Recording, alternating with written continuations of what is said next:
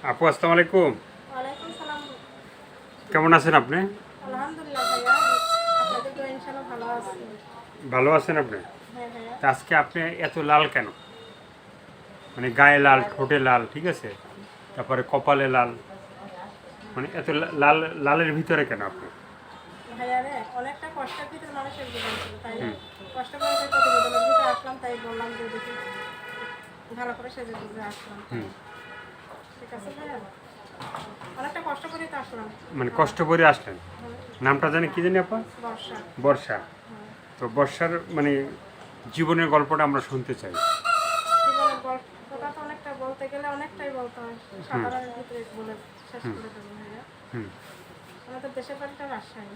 রাজশাহীতে। হ্যাঁ, হুম ওখানে আমরা থাকি। হুম আমার মা আছে, বাবা নেই, হুম ছোট একটা ভাইয়া আছে, হুম আমার একটা ছেলে আছে। হুম তাদের নিয়েই আমার জীবন। তাদের ভিতরে আমি সবার বড়। আমি সংসারটা অনেকটা কষ্ট করে চালাই। হুম আমার একটা ভাই একটা সেলাই মেশিন কিনে দিয়েছিলাম।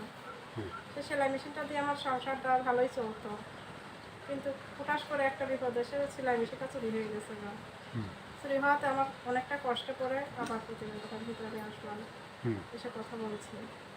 এখন আমাদের জীবনটা অনেকটাই কষ্টের, কষ্টের মাঝে এখন আমরা দাঁড়িয়ে আছি। যদি কোনো মহান ব্যক্তি যদি আমাদের দিকে মুখ তুলে তাকায়, আমি তার সাথে কথা বলতে চাই।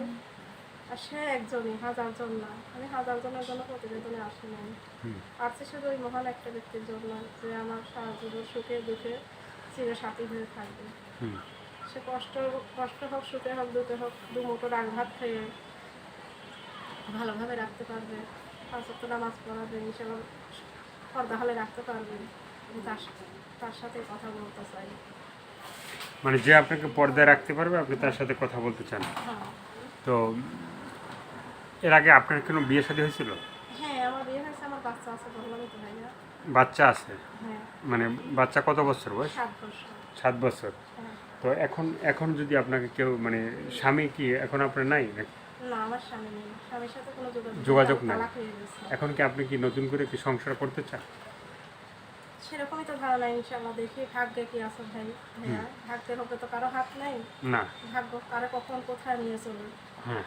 দেখি ভাগ্যে যদি সেরকম একটা মহান ব্যক্তির সন্ধান আল্লাহ যদি আমার মিলিয়ে দেয়, হুম গরিবের উপরে যদি আল্লাহ মুখ তুলে তাকায়, হুম তো সেরকম ব্যক্তির সাথে আমি কথা বলতে চাই। আমি হাজারজনের সাথে না, আমি একজনের সাথে কথা বলতে চাই ভাইয়া।